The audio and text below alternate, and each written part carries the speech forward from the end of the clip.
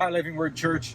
Pastor Terry here. I just thought I'd multitask. I'm going to get a part and get some gas. And I thought I'd give you a little devotional thought for today as I'm driving around in Ruby. Ruby, of course, being my 68 Mustang. I remember when I first got her, Matthew and I were driving around, and he was actually behind the wheel one of the few times that I've let him take the car out.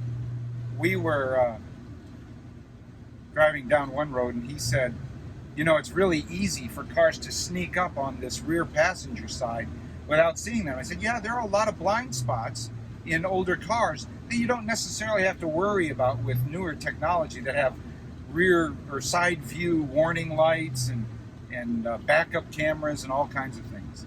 And that was pretty much the end of that conversation. But as I was driving around this morning, I started to think about blind spots. Not just blind spots in cars either. There are blind spots in our lives, and sometimes those blind spots are spots that we don't want to see. We talk a lot about the three biggest enemies in our lives. The one we all know about, of course, is Satan. And the second one is the world. But the third one, and probably in many of our situations, the most dangerous one, the most influential one, is ourselves. We are our own worst enemies sometimes, many times. Blind spots, in that regard, are those things that we're deceiving ourselves. We're lying to ourselves about what our issues are. That allows that second enemy to come in. When I ignore the blind spots in my life, then Satan can come in and he can leverage those blind spots and amplify them and make them much bigger issues than they might normally be if I had just dealt with them from the very beginning. So the question is, for us today, what blind spots do we have in our lives? What things that are going on in our lives that we may know that they exist, but we'd rather not think about them?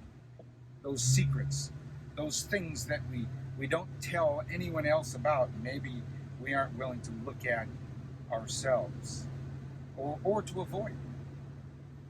Those are the things that will undo us. Those will be our Achilles heel. So, what do you do about blind spots? As far as I know, there are no spiritual blind spot cameras that will allow us to magically see them. But I will tell you what there is, what I've discovered, and what you know as well. There are people around you that love you, that care enough to tell you the truth. Now, they do it in love, but they do it even when you don't want to hear that truth. They speak the truth in love. It sounds familiar, doesn't it? Almost like it's in the Bible. And they help us deal with the blind spots in our lives. They're the spotters that we need on this journey of life that we're all on. I love Psalm 119:29, which says, "Keep me from deceitful ways. Be gracious to me and teach me your law."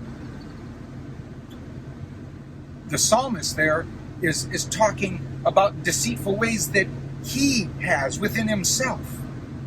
He's talking about blind spots. They're the blind spots in his life, the blind spots in our lives that we may not want to admit are there.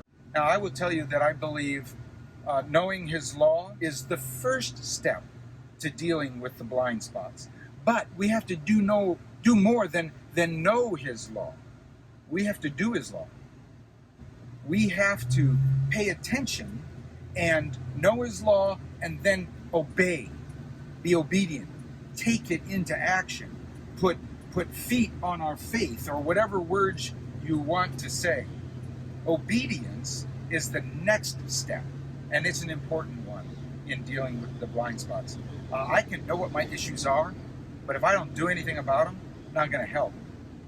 That's why I have wonderful members of this church, of Living Word Church, that will text me when they see Ruby flying down the road and say, hey, you may want to slow that little girl down.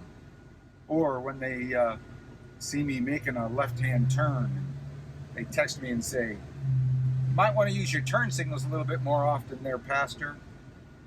Or they may text me and say, hey, stop tailgating me. Sorry, Dan, didn't mean to do that.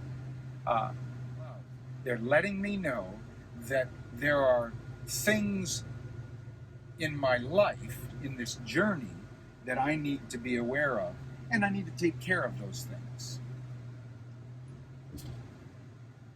That's why I love the members of this church, because we are taking care of one another. We are watching after one another.